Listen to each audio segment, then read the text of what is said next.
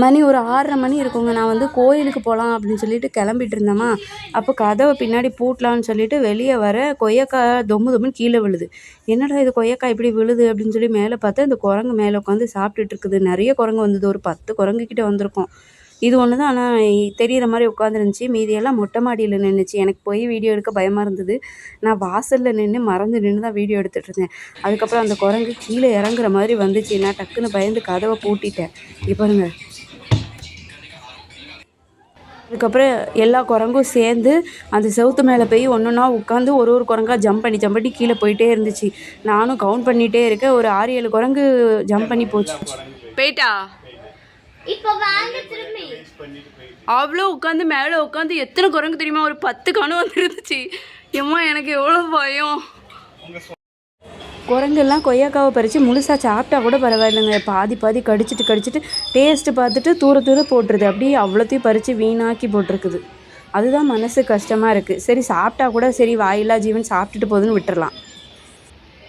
மத்தியானம் நல்லா மழை பெஞ்சிட்ருக்கு. இப்போ நான் என்ன மதிய சாப்பாடுக்கு செஞ்சுருக்கேன் அப்படின்றத பார்க்கலாமா? மதியம் 1 மணி மழை பெய்ய போகுது. மழை வேறு ஸ்டார்ட்டாக வேறு ஆயிடுச்சு.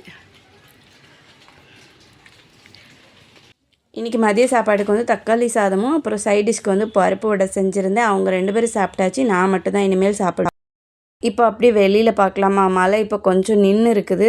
ஆனால் இங்கே பாருங்களேன், கீழே தரையெல்லாம் பாருங்கள் எப்படி ஈரமாக நசன்னு கிடக்கு. இதில் தாங்க நடக்கணும். வெளியில் கஷ்டமாக இருக்கும் மழை டைமில். இப்போ நான் வந்து மதிய சாப்பாடு தக்காளி சாதமும் பருப்பு வடையும் வெளியில் அந்த மழையை வேடிக்கை பார்த்துட்டே ஒரு சேர் போட்டு உட்காந்து தான் சாப்பிட்டுட்ருக்கேன். நாங்கள் கோயிலுக்கு சீக்கிரமாக வந்துவிட்டோம். சாமியை கும்பிட்டுட்டு வந்துட்டு சரி இனிமேல் லைனில் போய் நின்று சாப்பிடலாம் அப்படின்னு சொல்லிட்டு முதல்ல நானும் அவினேஷும் போய் சாப்பாடு வாங்க போயிட்டோம். இங்கே இப்படி தாங்க லைனில் நின்று இப்படி தான் வாங்கணும். பிளேட் எடுத்துகிட்டு போய் நம்ம ஊர் மாதிரி பந்தியெல்லாம் வைக்க மாட்டாங்க.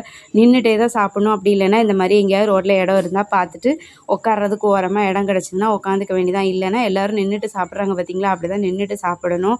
நம்ம ஒரு மாதிரி இலை போட்டு பந்தியெல்லாம் வச்சு உட்காரெல்லாம் வைக்க மாட்டாங்க. இன்றைக்கி வந்து சாப்பாடு என்னென்னு பார்த்தீங்கன்னா கிச்சடி, அதுக்கப்புறம் கத்திரிக்காய் உருளைக்கிழங்குலாம் போட்டு கூட்டு, அதுக்கப்புறம் அப்பளம், அப்புறம் டோக்லா, அப்புறம் கம்மன், இவ்வளோ தான் இன்றைக்கி வச்சுருந்தாங்க. ஓகே ஃப்ரெண்ட்ஸ், பாய். நாங்கள் சாப்பிட்டு சாமியெல்லாம் கும்பிட்டுட்டு வீட்டுக்கு வந்தாச்சு. நாளைக்கு அடுத்த விலாகில் பார்க்கலாம். இன்றைக்கி வீடியோ அவ்வளோதான். பாய்.